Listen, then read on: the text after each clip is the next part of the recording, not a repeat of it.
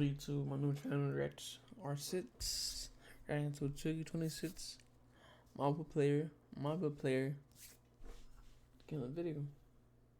Drop the darkness. There's a ton to go over. I'm talking cap breakers, badges, archetype names, some 99 overall build examples, some new height options in the builder, and some interesting new things they added to the My Player builder. So make sure to subscribe because there is a lot for me to break down in this video. And the first thing I'm going to mention in this video is going to be crazy. What is good, YouTube? It's your boy Henry, aka Double H, back at it with yet another banger. And like I said, My Player builder news is out and I got all the info. I went over all of it and I'm going to dissect all the information for you. Now 2K released a courtside report with a big blog going over everything, and I'm going to show you guys all the detailed information and go over it with y'all. They also released this 4.5-minute video of Zach Timmerman, who's the 2K developer for the My Player builder, and Tyrese Halliburton going over some new features with the My Player builder. And they also released a ton of screenshots of very key information that templates are back. We saw a Steph Curry build with a 99.3, 88 layup, 86 speed, 90 ball handle. So this is a 6'1" build. This is what you could get away with in the builder right here. But of course, it's a Stephen Curry template. We all know the template builds aren't really that good, especially compared to like a custom build or even a creator build or even a pro tune build. But I'm just gonna go through some builds really quick. You see the Baron Davis 6'2" template build, the Kyrie Irving 6'1" template build, the 6'7" Magic Johnson template build, and the Damian Lillard 6'2" point guard template build. Let me know if any of those caught your eye. I don't know.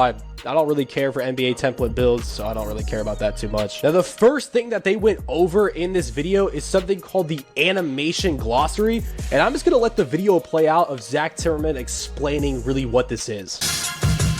Starting with the animation glossary, this brand new feature will list every animation with details, attribute, and height requirements. If you have a specific player you want to model your game after, like Tyrese Halliburton for example, use the search function to find who you're looking for, making it easy to see all the requirements you need That's so cool. No lie, I'm gonna have to get this game.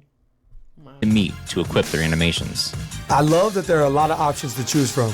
Me personally, I'm a YouTube merchant when it comes to finding a good build.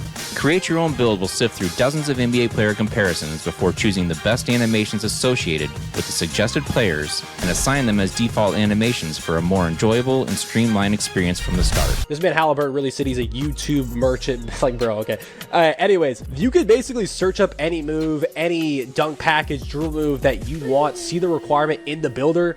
Now, a lot of people are going to like not really think about that too much, but that's actually really huge. You don't have to just go through and make the build or go test the build to see what animations you have. You could just see it while in the builder. So that's just a quality of life thing. Definitely a good improvement. Something we've honestly been asking for a while now. But there's a couple other things that note that we saw. There was an archetype that was called a two-way three-point slasher. Not only that, there's this whole new screen on the right side. You know, you see the shades of on the left. That's the same.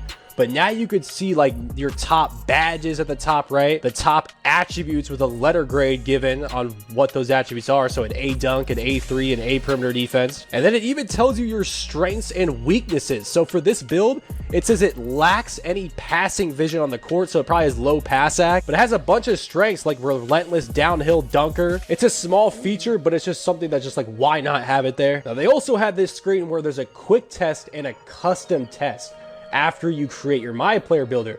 Now the quick test says that you could just get auto assigned animations, and the custom test says that you could just have like any animations that you choose, and you can like just decide what overall you want to test your build at. Anyways, the next part of the video, they talked about how you can build a build by badges. So you can like flick over the right trigger to this section called build by badges, build a build based on badges you want. So you want Legend, Limitless, Rage. Okay, it's gonna throw it to that rating if you have enough overall to do that. But yeah, this is really what the builder screen looks like in Making Playmaker 6. to be easy to understand once we get our hands on the game. That's kind of how it always looks with a new builder screen. It kind of just looks different, so we're like, okay, like what is this? But I mean, it's really just, they just went from like vertical attributes to horizontal. Now it's listed horizontally instead of vertically, so it's not that crazy of a difference. And you can navigate through the takeovers you unlock, the badges you unlock, or you can build by badges, and then you can just manually upgrade any attributes in the middle of the screen right there with your overall on the top right. So pretty simple stuff here. Then they went over this thing called scouting report, where after you make your build, it basically tells you what your build's weaknesses, strengths are, best badges, the NBA comparisons for these builds as well. So I'm gonna let him yap about that as well. Scouting reports display your best badges and attributes, and coaches you on your strengths and weaknesses. For example, if you make a point guard with a low pass accuracy rating, the builder will flag this as an area of concern and potential detriment to your teammates. This might be more in depth than the scouting reports I see during the season. This is pretty fire. We also saw another interesting build name right there, but anyways, next they went on to badge perks. Now, honestly, he doesn't really give much extra info here, so I'm not gonna even play the video, but look at this screen right here. Is this not insane? I'm seeing 2 max plus ones right there, which we had max plus ones in 2K25. Another max plus one in the bottom right, more max plus ones in the top right. Then we have 3 max plus 2s. So you're telling me I could get a gold badge from gold to legend? And yes, he did say earlier when we were watching the video, there's bronze to legend badges still. They also didn't mention any new badges or old badges being removed at all in this entire news that you're going to see. So I'm assuming we have the same exact badges, which honestly some people are going to be mad about. But at the end of the day, when they switch up badges, it's just like different names, bro. Like nothing actually really changes too much. I guess that could be kind of ass if you kind of wanted green machine or something like that, so that kind of sucks. But I'm not too mad at it because it seems like there's a lot of other changes that you're going to see later in the video that they kind of focus more on than just changing up the badge lineup. But they also have badge perks like this clutch gene thing. I'll let him talk about that because that's actually interesting. Max plus ones are back, and now there are new Max plus twos. They work just like they sound. Max plus ones push badges 1 tier beyond their max potential, and Max plus twos take them 2 tiers higher. Takeover Surge, Hot Start, and Clutch Gene are perks that temporarily boost your badges up 1 tier in different game situations. They can even boost a badge beyond their max potential. So the Hot Start and the Clutch Gene things, it seems like that's going to be like a seasonal change thing. So maybe Clutch Gene is season 1, and then Hot Start's like season 2. So we're not going to be able to have all those at once. It's going to be like a seasonal thing, it looks like, because it was in the bottom left. And usually those bottom left things are like a seasonal thing. But max plus 2s are in NBA 2K26. That is actually kind of crazy. They dropped a little paragraph about it as well. Let me know what y'all think about this. I feel like these builds are going to be way better than they were in 2K25. Like, you're telling me if I have a build that has gold posterizer and gold limitless range, which is in 2K25, that was what? A 93 dunk and a 90. Personally, I don't see a game good or not. I think this gonna be good. I hope so. 2 or 90, 92, 94, 3, something like that. Then I can get a both the legend? Like, I'll have legend posterizer and legend limitless. I don't know. That could be crazy. I feel like the more balanced builds are going to be the way to go when it comes to these max plus 1s and 2s, because it seems like those max plus 1s that were hidden in the top right are the ones hidden behind like the levels, but the other ones, I don't know how we're gonna get all these max plus 1s or 2s, but they seem like they are very attainable to have all at the same time, which could be crazy. There's also this new feature called build specialization. Now, I thought this was the most interesting feature that is new for the My Player Builder out of all the news. I'm gonna let him talk about that so you guys can hear it for a more in-depth explanation. New in 2K26, build specialization goals allow you to enhance your My Player's potential in a specific skill area.